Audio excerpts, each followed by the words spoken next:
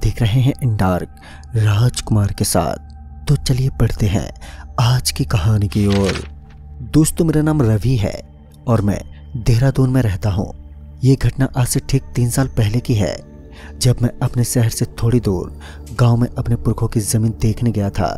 मैं उस ज़मीन को बेचकर अपने लिए एक अपार्टमेंट लेने की सोच रहा था। मैंने अपने पापा से इस बारे में बात भी की और वो मान भी गए, जिसके बाद मैं अपनी बाइक के साथ उस गांव की ओर निकल पड़ा। देहरादून बहुत ही खूबसूरत जगह है, पर इससे भी खूबसूरत थे वो रास्ते जिससे होकर मैं गांव की तरफ जा रहा था। शाम का वक्त, सुनसान सा रास्ता, कभी तेज तो कभी धीमी धीमी चलती वो हवाएं मेरी आत्मा को बहुत ही शांत कर रही थी। ऐसा लग रहा था मानो मेरे काम से जुड़ी सारी थकावट यहाँ की हवाएं दूर करने के फिराक में है। मैं बहुत ही शांत आसपास की चीज़ों का लुत्फ उठाते हुए आगे बढ़ता जा रहा था कि अचानक से मौसम बहुत ही खराब हो गया। ऐसा लग रहा था जैसे किसी भी वक्त यहाँ पर बारिश शुरू हो सकती है। मैंने आसपास कोई जगह तलाश करने की कोशिश भी की, लेकिन आसपास बस जंगलों के सिवाय कुछ भी नहीं था। मौसम कुछ ज़्यादा ठीक तो था नहीं, जिस वजह से मैंने अपनी बाइक की रफ्तार को और तेज़ बढ़ा दिया, क्योंकि मैं सोच में पड़ गया कि ना जाने कब यहाँ पर बारिश हो जाए। मैंने ये सोचकर बाइक की रफ्तार बढ़ा ही थी कि एकदम से बारिश शुरू हो गई। अब तक ये सड़क भी पूरी तरह सुनसान और अंधेरे से भर चुकी थी। मैं बस भगवान से प्रार्थना ही कर रहा था कि बस कुछ भी हो जाए, कि मेरी बाइक अभी बंद ना पड़ जाए, वरना मैं बहुत बुरा फंसूंगा। ये सोचकर मैं अपनी बाइक को और भी तेज चलाने लगा, पर इसी बीच मेरी नज़र सामने से आ रहे एक काले से साए पर पड़ी। फिर अचानक से मैंने अपनी बाइक का ब्रेक लगाया, पर बारिश के कारण रोड में फिसलन कुछ ज़्यादा ही थी और इसी कारण मेरी बाइक वहाँ से घसीटते हुए थोड़ी दूर जा गिरी। बाइक के गिरने की वजह से मुझे भी कुछ चोटें आईं, पर मैं जल्दी से उठा और उसे देखने लगा, जो अभी बस कुछ समय पहले ही मेरी बाइक से टकराते टकराते बचा। मैंने उसे देखा तो मैं दंग रह गया, क्योंकि वो कोई साया नहीं बल्कि एक आदमी था, जो इस वक्त ना जाने क्यों सड़क पार करने की कोशिश में मेरी बाइक से टकराते हुए बचा था। मेरी बाइक के गिरने से उस आदमी को भी कुछ चोटें आई थी और वो नीचे गिर गया था। मैं तुरंत से उनके पास भागते हुए गया और उसे आवाज़ लगाई, अंकल, अंकल क्या हुआ आपको? आप ठीक तो हो? ये कहते हुए मैंने उसे उठाने की कोशिश की। उस वक्त उस रास्ते पर दूर दूर तक कोई रोशनी नहीं थी, ऊपर से अंधेरा और बारिश। मैं बहुत ज़्यादा घबरा गया था। फिर मैंने उसे उठाया और उनसे पूछने लगा, आप कौन हो और यहाँ क्या कर रहे हो? जिस पर उसने कहा कि पास के एक लड़की के अंदर भूत आ गया है, उसे निकालने के लिए मैं बस यहाँ कुछ जड़ी बूटियाँ लेने आया था, जो कि सिर्फ रात में ही अपना असर दिखाती हैं। मुझे उनकी बातों और उनके पहनावे उड़ावे से लगा जैसे कि वो कोई तांत्रिक हो। जिसके बाद वो कहने लगे, गिरने की वजह से मेरे पैरों में चोट आ गई है। क्या तुम मुझे अपने बाइक पर यहाँ के पास वाले शमशान तक छोड़ सकते हो? क्योंकि मुझे जल्दी वहाँ पहुँचना भी है, वरना कुछ अनहोनी हो सकती है। जिस पर मैंने अपना सिर उनकी ओर हाँ में हिलाया और कहने लगा, हाँ हाँ बिल्कुल, क्यों नहीं, आइए मैं आपको छोड़ देता हूँ। फिर मैंने उसे अपनी बाइक पर बिठाया और सड़क से उतरकर एक कच्चे रास्ते से आगे जाने लगा। मुझे ये रास्ता बिल्कुल भी पता नहीं था, बस उस तांत्रिक ने जिस ओर मुझसे जाने को कहा मैं उसी ओर चलता गया। धीरे धीरे अब बारिश भी बंद हो गई थी। अब बस कुछ बचा था तो वो था अंधेरा, और इस अंधेरे में मेंढकों की आवाज़। फिर थोड़ी देर में मैं एक सुनसान से शमशान के पास था। मैं जैसे ही आगे बढ़ा तो मुझे वहाँ कुछ लोग एक लड़की के साथ दिखे। वो सारे लोग उस लड़की को कसकर पकड़ रखे थे और उनके शकल से डर साफ साफ झलक रहा था।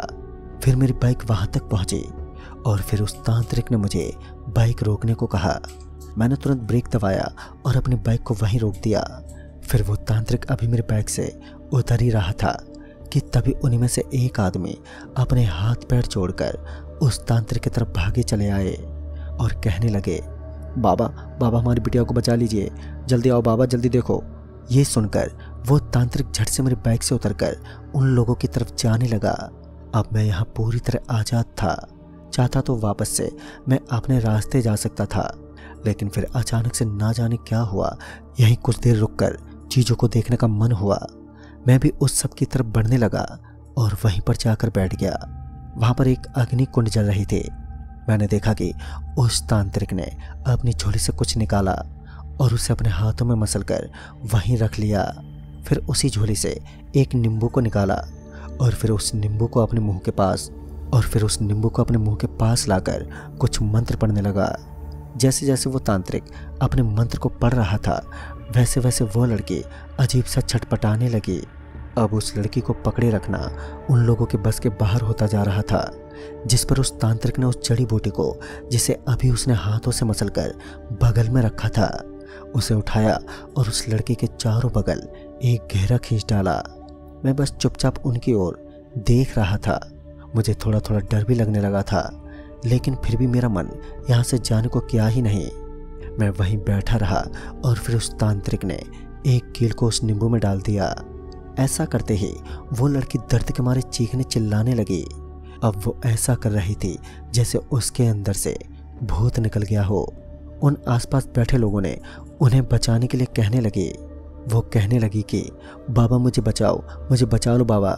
वो लड़की इस आवाज़ में ऐसा कह रही थी जैसे वो बिल्कुल ठीक हो गई हो। लेकिन उस तांत्रिक ने कहा कि गलती से भी उस रेखा के पास मत जाना, ये सब उस आत्मा की चाल है। इतना कहकर वो तांत्रिक वापस से अपनी तंत्र विद्या में खो गए।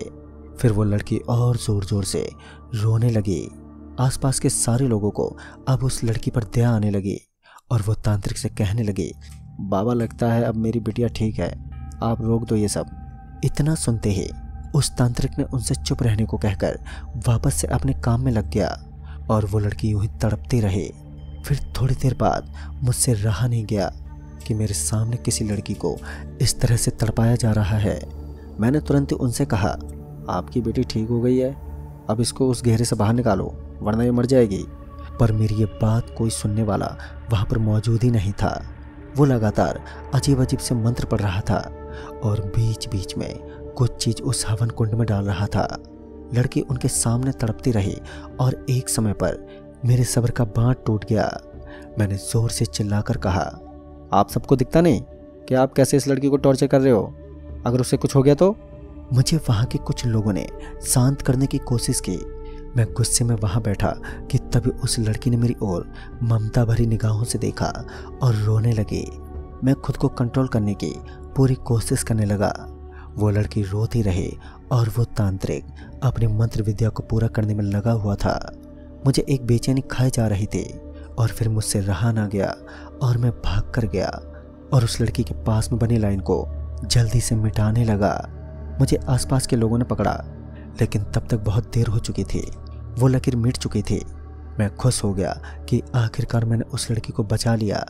वो लड़की फिर उस घेरे से बाहर आई और फिर जो हुआ तो उसने तो मेरे रोंगटे खड़े कर दिए। उस लड़की की वो भोली सूरत देखते ही देखते एक भयानक रूप में बदल गई। मैंने जब उसकी ओर देखा तो उसकी आंखें अचानक से पूरी लाल हो गईं।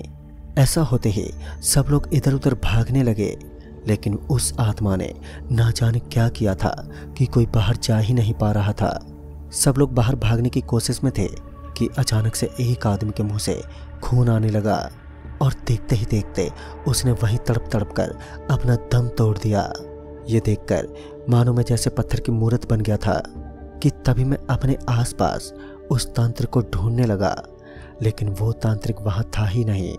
वो लड़की अब वहीं पर बैठकर अजीब तरीके से हंसे जा रही थी। फिर धीरे धीरे वहां के लोगों के मुंह से खून आने लगा और लोग धीरे धीरे गिरने लगे। मैं तुरंत ही वहां से भागकर अपनी बाइक पर बैठा और वहां से भागने की कोशिश करने लगा, लेकिन वो बाइक स्टार्ट ही नहीं हो रही थी। मैंने फिर से कोशिश की, लेकिन कोई फायदा नहीं हुआ। मैं समझ गया कि अब मुझे अकेले यहाँ से भागना चाहिए, वरना मेरी गलती मुझ पर बहुत ही भारी पड़ने वाली थी। मैं भागकर जंगलों में जाकर चुप हो गया। मेरी सांसें ऐसे लग रही थी मानो उखड़ने लगी हों।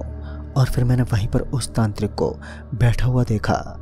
मैंने उनसे मदद मांगी तो उन्होंने कुछ मंत्र पढ़ते हुए मुझे एक और इशारा किया और मैं बिना देरी किए उधर ही भागने लगा। फिर वहाँ पर मुझे एक घर दिखा जहाँ मैंने जाकर उन्हें सारी बात बताई और फिर मैं पूरी तरह डरा सहमा सा वहीं पर रुक गया। सुबह होते ही उन्हें अपनी बाइक की चाबी देते हुए अपनी बाइक मंगवा ली। फिर मैं वहाँ से डरते हुए सीधे अपने घर पर पहुँचा और उसके बाद आज तक मेरी हिम्मत ही नहीं हुई कि मैं दोबारा उस रास्ते में जाऊं।